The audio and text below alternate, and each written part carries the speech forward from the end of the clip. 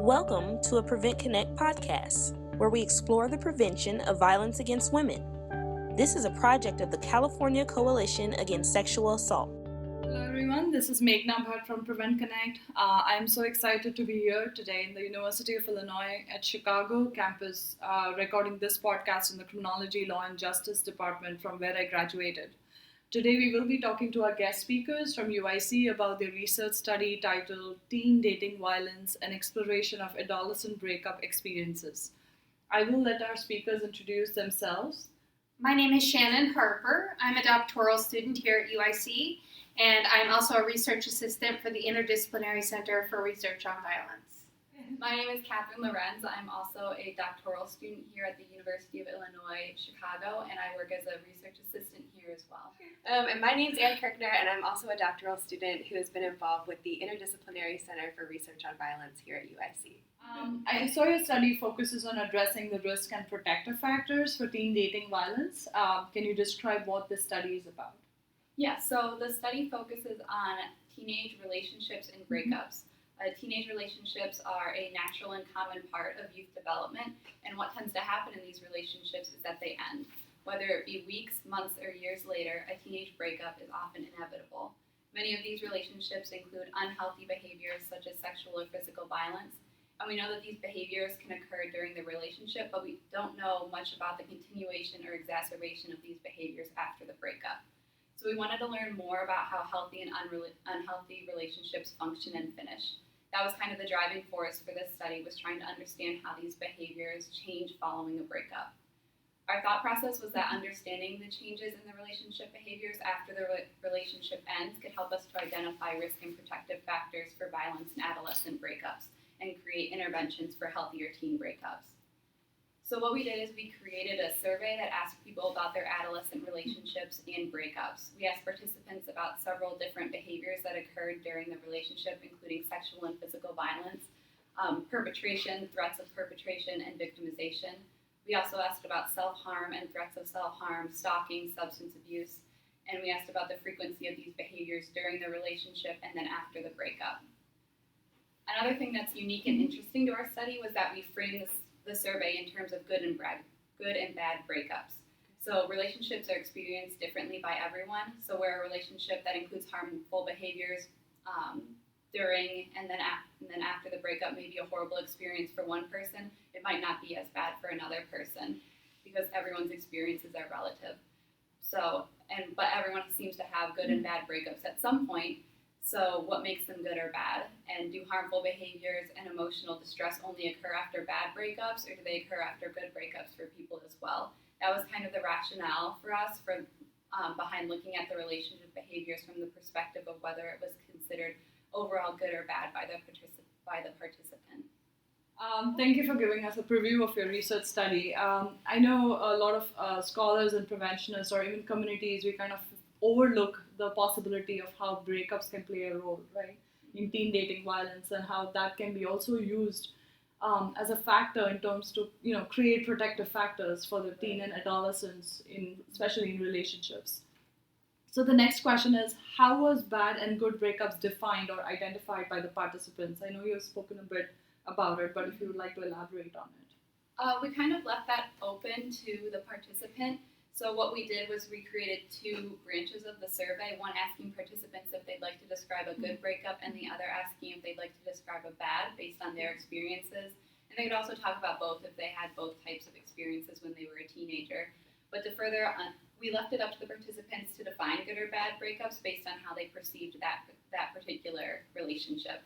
But to further understand how participants define this, we asked them to describe in their own words why they characterize the breakup as good or bad. We thought that would be pretty interesting and informative to let participants tell us why they thought the breakup was good or why they thought the breakup was bad, rather than us defining it for them. So then I'm interested to know, what were the findings so far, particularly the risk factors and the gender differences connecting breakups to teen dating violence and other forms of abuse? Yeah, so we ended up with a sample of about 436 people, men and women, and they had to be over the age of 18, and we wanted them to look back at their teenage relationships, so it's what we call a retrospective study in that sense. We also used something called snowball sampling, where we relied on participants to spread the information about the survey to their social networks. So that was also kind of a different thing that isn't that's being done more and more. So in that way, you know, the caveat is that it's not really a representative sample necessarily, but it tells us about the specific experiences of having the breakup. So that's just a little caveat with that. So what we found was that the breakups that ended as good breakups had shorter duration than the relationships that ended in a bad breakup.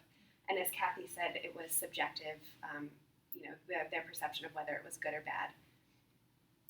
The other thing we found was that more good breakup relationships involved sexual activity during the relationship. So having sex was also not associated with relationships with more conflict and with having bad breakups, which ran sort of counter to the conventional wisdom, you know, saying that early onset of sexual activity may not necessarily be a sign of a healthy relationship.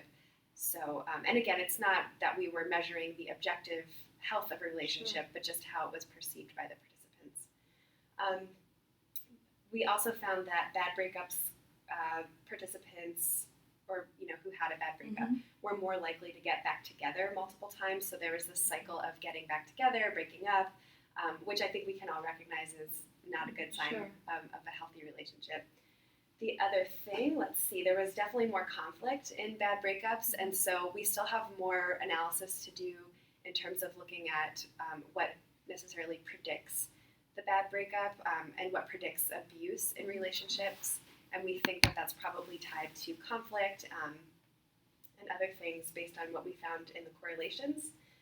We also found that bad breakups, of course, were marked by more threats and attempts at harm. So both from the respondent and to the respondent, we found that there was just more volatility in those relationships. Victimization was more common in both types rather than perpetration. So that meant that the people who answered our study were more likely to report that they had been victimized rather than that they had perpetrated any sort of threats or attempts of harming their partner.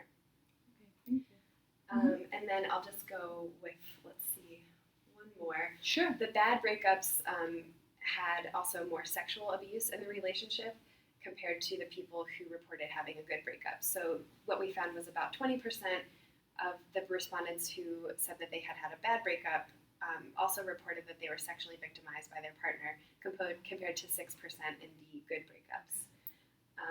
Then the last interesting finding that I'll share is that we did not find a strong correlation with like alcohol use and conflict and abuse in the relationships. So drinking together was actually ended up being negatively correlated with sexual assault, which again, we need to probe that finding a little bit more to figure out what's going on there. But there wasn't a strong association with alcohol and drug use and conflict and abuse. So that was, those were some of the findings. So thank you, Anne, for explaining the findings and the risk factors. I think it is very interesting in terms of creating, keeping in mind protective factors for preventing teen dating violence. And that comes to the next question: is how do you see these study findings contribute to preventing sexual violence and abuse experienced by the youth in their relationships? Right. Well, a lot of it is about education and training youth, and a lot of the education programs that exist around dating and sexual violence already contain a lot of the curriculum that we recommend. However, it might not be as focused on breakup behavior specifically. So our findings indicate that teens face challenges in engaging in healthy relationships and ending relationships in a mutually beneficial and healthy way. So we suggest curriculum or training development to address some of the challenges that teens face in navigating romantic relationships. So given the serious physical and emotional health consequences of associated with ending a relationship, it makes sense to teach adolescents how to engage in healthy breakup behaviors. So organizations or advocates may want to work with or develop curricula that helps teens to understand and engage in healthy relationship and breakup behaviors, such as teaching teens what a healthy relationship and breakup looks like, how to avoid aggression and self-destructive behaviors when a relationship ends, how to develop healthy coping and self-care skills, and how to recognize when a relationship is detrimental and unhealthy. That's important too. As well as preventing conflict and identifying when a relationship is no longer personally fulfilling or beneficial. Our findings also indicate that teens are encountering dating violence within their relationships, and this detriments their ability to maintain healthy and fulfilling relationships, obviously, just as it does in adult relationships. So prevention can also include curricula focused around teaching teens about emotional, physical, and sexual abuse, the cycle of violence, social media and cyber abuse, and how to end relationships or seek out resources to address abuse. Curriculum can also be geared toward teaching adolescents how to handle conflict in a healthy way and how to recognize abuse, because a lot of teens just don't know what that looks like. And bystander intervention training is kind of a new buzzword that teens could also be taught how to help others around them who might be within these unhealthy, violent relationships. As well as our research shows that ending relationships is a difficult process for teenagers, right? So intervention programs focused on teaching teens how to utilize healthy communication techniques or skills, such as communicating in person and avoiding social media and the like, using I statements, for instance, and being honest about feelings and communicating, maintaining and communicating mutual respect for each other throughout the relationship engagement. That's pretty impressive, because I think it focuses on the whole ecological, socio-ecological model of the violence prevention spectrum, and that I think brings brings back to the next question. Is, I know you addressed some of the protective factors in terms of prevention and education, but what specific protective factors did you identify in your study that our prevention practitioners can learn about in their programs? Yeah, well, and as Shannon said, like, a lot of this is already in curriculum that people are using, but we know that it exists on a continuum, and so not all of it is uniform. So these are just things that we recommend would be good to keep in mind. But based on our findings, shorter relationships tend to be less volatile. There was also, an association between how much time people were spending together, so reinforcing that it's good to be, autonomous and stay individual. Not getting back together after breaking up would also, how do we help teens break up in a positive way? That's a skill that I think we could all use training around, but especially one that our adolescents are not getting in their schools and their curriculum. The other thing was, being a little bit more flexible with the role of sexual activity and things like drinking, and not taking these abstinence-only approaches. They maybe are maybe is counterintuitive to some prevention practices. Although I would say, lately it seems like there's more interest and more promotion of healthy sexuality. So I think continuing with that trend would be really good. We had this finding I sort of mentioned already about the discordant alcohol use. Sure. So I think it's really good to put teens in touch with what their values are and what their practices are around things like alcohol and drug use, and not taking hardline stances, I guess, around any of that, but giving them tools to sort of navigate those things in a healthy way. Okay. So we talked about having good communication skills as a protective factor, being honest, good conflict resolution and de-escalation skills, which kind of, again, goes along with the breakup skills. And timing, we had this interesting thing around life events or transitions. Okay. So this was more from our qualitative data, but we found that people reported, sort of around these natural life events, like moving to college or moving away. That's when breakups tended to happen. That was a theme that came up again and again in that qualitative part. So planning a breakup around these events, maybe talking about that with youth, cueing them into that, could be a protective factor, knowing that things are going to be time limited. Expecting that their first relationships are not going to last forever. I mean, I think there is, again, some awareness around that, but just really reinforcing that. And then thinking about your partner's best interest throughout the breakup process. So there were lots of people who talked about having this mutual understanding as being a feature of a good breakup. So really talking to them about being caring partners, even if you're breaking up, that it doesn't always have to be negative. So that, yeah, those were just some of the things that we found as protective factors. Thank you. Thank you for all your time. And so I know you've been presenting on this topic at different conferences, and I think you have also publication under review, right? So I'm sure you're excited to see it finally, being published and kind of reaching out to the community and, other scholars and students. Thank you again for your time and for sharing about this fascinating research study.